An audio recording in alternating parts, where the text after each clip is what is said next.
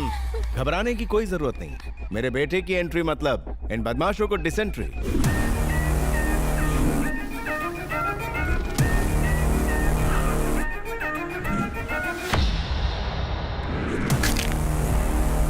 कौन है रे तू?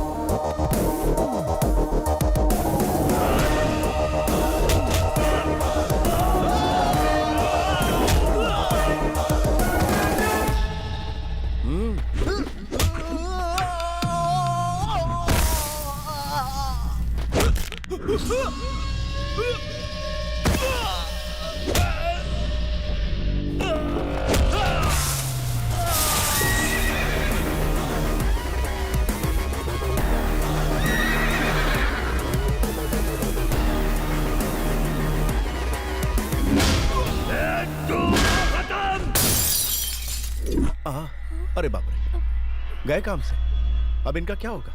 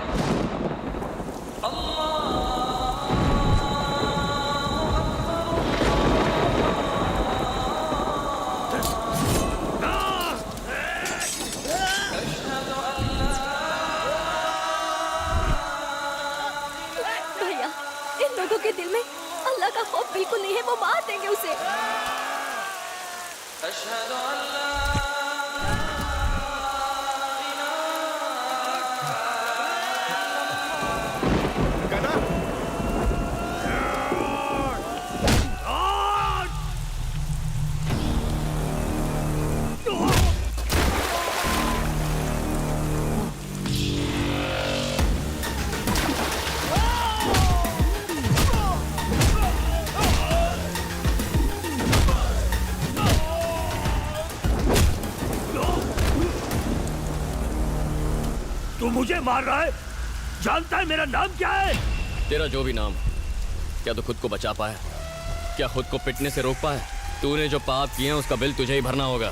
दर्द और जख्म नाम या बैकग्राउंड के मोहताज नहीं होते।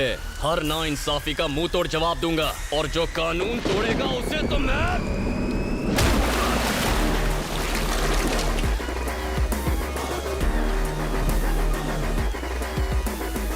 अरे बहन जी, कोई जरूरत नहीं, बिल्कुल मत घबराइए। ओके बेटा, तुम्हें चोट तो नहीं लगी ना?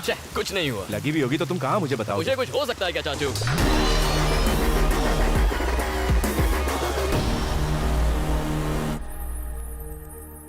जयप्रकाश, तुमने अपने लोगों का भला करने के लिए और गांव में विकास के काम शुरू करने के लिए नौकरी से वॉलंटरी रिटायरमेंट लिया। I am so proud of you. कैसे आना हुआ? उमापति, मेरा जो अनुभव है मैं पूरे गांव को उसका लाभ देना चाहता हूं, पर आए दिन हो रहे कत्ल को रोकना मुश्किल हो रहा है। मुझे उम्मीद है सीएस होने के नाते तुम मेरी मदद जरूर करोगे। क्या कहा? कत्ल? कौन करवा रहा है? विक्रम धनुष। कल उसने इनके पिता को मार दिया। पता नहीं ये खून खराबा आखिर कब रुकेगा। आखिर उसकी प्रॉब्लम क्या है? इसे देखिए, यहां हरे रंग में ये खेती की जमीन है। 1000 परिवारों के लिए जीवन का आधार है, लेकिन वो लोग ऑयल रिफाइनरीज के लिए यहां पाइपलाइंस बिछाना चाहते हैं। ऑयल कंपनी से करोड़ों रुपए एडवांस में ले चुके हैं और खेती की जमीन खरीदना चाहते हैं। किसान अपनी थोड़ी जमीन सैक्रिफाइस करने को तैयार है। डेवलपमेंट हो तो कोई प्रॉब्लम नहीं। रोड, हॉस्पिटल, स्कूल, एयरपोर्ट बना, कुछ भी। ऐसे कामों से गांव का विकास होता है। आने वाली पीढ़ियों को उससे फायदा होगा। वो तो अपने घर छोड़ने को तैयार है, पर हाँ, विकास का काम होना चाहिए। लोग अपनी जमीन उन कंपनीज को क्यों दें जो सिर्फ अपना फायदा देख रही हैं? अगर हमने उनकी बात मानी तो गांव की मिट्टी, वहां का हवा, पानी सब कुछ प्रदूषित हो जाएगा। दुख की बात तो यह है कि सीएम का बेटा इन सब प्राइवेट ऑयल कंपनीज का हिमायती बना बैठा है। बस इसी वजह से कोई हमारी मदद नहीं करना चाहता। इसमें मैं कुछ नहीं कर सकता। मेरी राय मानो तो उस आदमी से दूर रहो। तुम्हें लगता है सीएम की वजह से लोग चुप हैं? ऐसा नहीं है। असली पावर सीएम के बेटे में है। और तो और तुम यहां पर आए हो, इसकी जानकारी उस तक पहुंच चुकी होगी। वो किंग नहीं, किंग मेकर है। खैर चिंता मत करो, मुझसे जो होगा मैं करूंगा। पब्लिक की नहीं, अपने बारे में सोचो। वैसे अपनी बेटी के बारे में कुछ सोचा है तुमने? हाँ। बिन माँ की बच्ची है, उसकी जिम्मेदारी अब तुम पर ही है। बस कोई अच्छा लड़का मिल जाए। ठीक है, मेरे साथ तुम घर चलो। माफ कीजिए, अभी इनके साथ आया हूं, फिर कभी आऊंगा। और बताइए, भाभी कैसी हैं?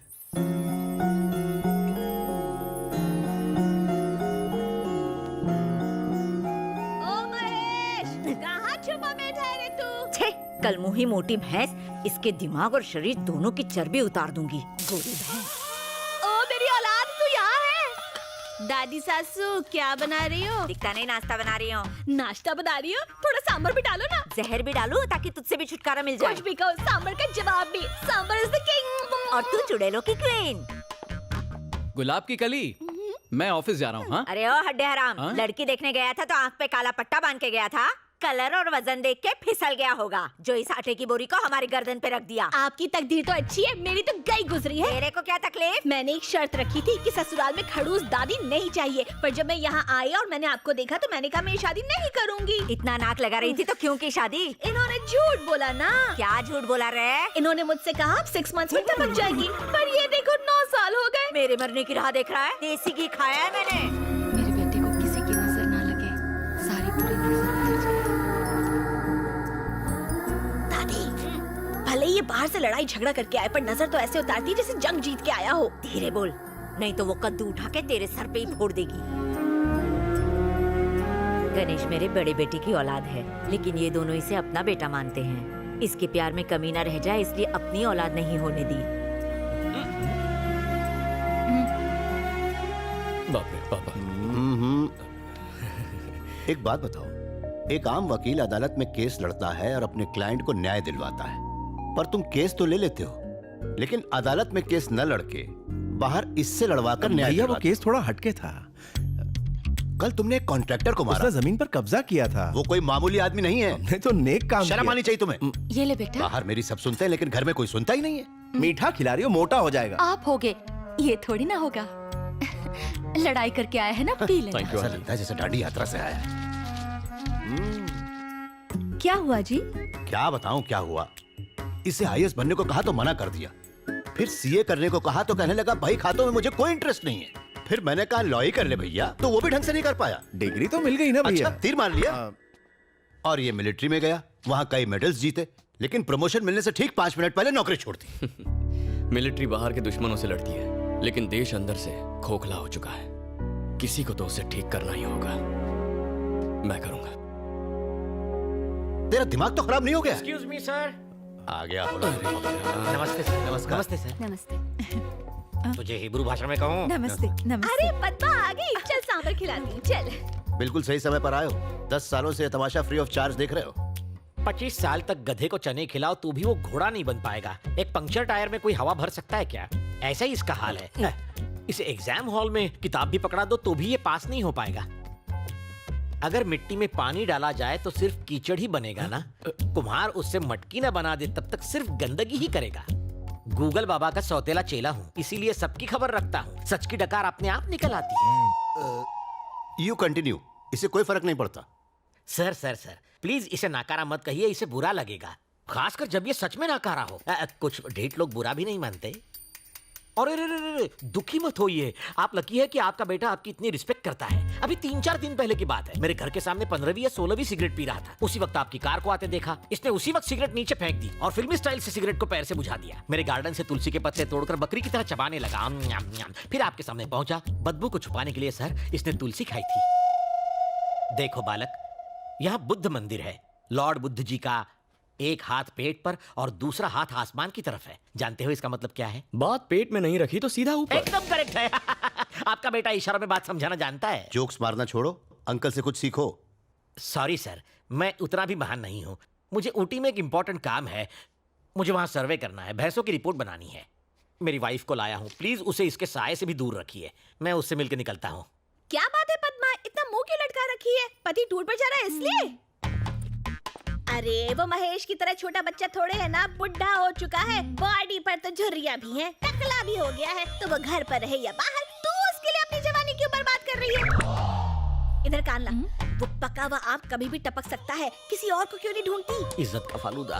ऐसा मत बोल, मेरे पति परमेश्वर हैं। ए पागल है क्या? मैं कौन सा कह रही हूँ कि इस बुड्ढे से तलाक ले ले। समझा कर, एक घर के अंदर, एक घर से बाहर। सत्यानाश, वो भी गुजर जाएगी। थोड़ा कम खाया कर, नहीं तो अपनी किसी के सामने अपने बेटे की बेइज्जती करना अच्छी बात नहीं। अरे सूख जाएगा। गणेश इधर आओ। जी पापा। तुम जयप्रकाश अंकल को जानते हो ना? कुछ याद है तुम्हें? IAS थे जिन्होंने वॉलंटरी रिटायरमेंट हाँ, ली। हाँ। उनकी एक बेटी भी है। अपने चाचा के साथ जाओ और उस लड़की को देख लो। पापा मैं नहीं जाऊंगा, आप सब चले जाओ। मैं इसलिए तुम्हें भेज रहा हूँ कि लड़की तुम्हें देख के पसंद करे। हाँ? तुम्हारी रजामंदी जरूरी नहीं है। फिर से बेइज्जती। आप टेंशन क्यों लेते हो भैया? अपना गणेश वहाँ बहुत बड़ा झोल करके आएगा। क्या बक रही है रे? हाँ दादी सासू, अपना गणेश कभी किसी को पसंद नहीं आएगा। ये तो रिजेक्टेड पीस है ना?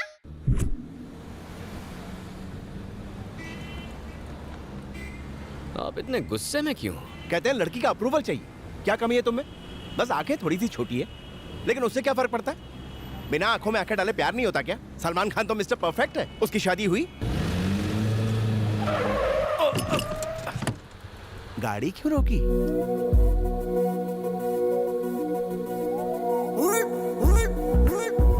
ब्यूटी। कहाँ ब्यूटी? हाँ? हाँ?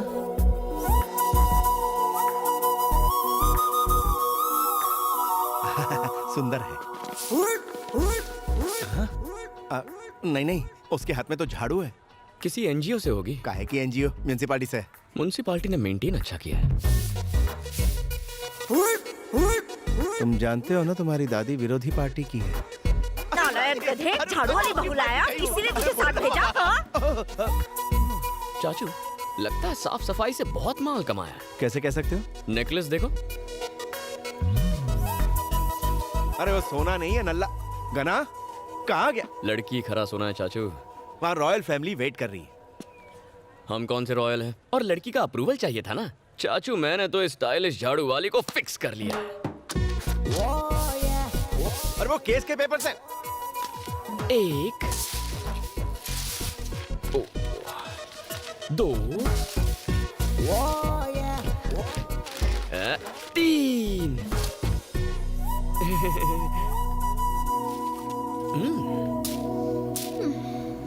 मैटर क्या है बे? मैटर सिंपल है, आई लव यू। अपुन की प्रोफाइल पता है? एक्सक्यूज मी मैम, आप रोड पे झाड़ू क्यों लगा रही हैं? ये सफाई कर्मचारी दिन रात मेहनत करके इस शहर को साफ सुथरा रखते हैं। इतनी मेहनत के बावजूद इनकी तनख्वाह कितनी कम है। लोगों का ध्यान इनकी तरफ लाने के लिए मैंने बहुत कोशिश की, पर सब बेकार। आखिर में थक हार के मुझे ये रास्ता अपनाना पड़ा। आप लोग भी मीडिया और सोशल मीडिया के जरिए कुछ कीजिए प्लीज। बिल्कुल अपने पापा जैसा काम कर रही हो, सदा सुखी रहो। कुछ घुसा भेजे में। अपुन इस एरिया की MLA है। फिर तो ये करना तुम्हारा फर्ज है। क्या बोला? हम लोगों ने ही तो तुम्हें MLA बनाया है। तेरे को नहीं लगता तू बजट से ज्यादा काम कर रहा है? मैंने कुछ गलत कह दिया क्या? कराटे में मुझे 2 बार पिंक और 1 बार गोल्डन बेल्ट मिला है। एक फूंक और चुटकी में धूल चटा सकती हूँ। फैंटास्टिक। तो ये है तुम्हारे फिगर का राज। क्या बोला बे? देखो तुम्हें भी मुझसे प्यार हो ही जाएगा। क्या? हाँ, हमारी इस मीटिंग से तुम में इंटरेस्ट जाग जाएगा। फिर तुम मेरे बारे में क्यूरियस हो जाओगी।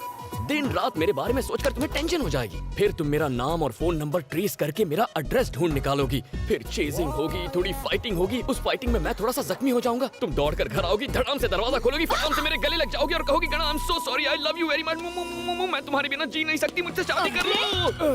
साउथ फिल्मों की डायलॉग मत मार, वरना टपका डालूंगी। तुम मारने की कोशिश करो, मैं पटाने की कोशिश करता हूँ। छी छोरा। Sweetheart, thank you. लफंगा।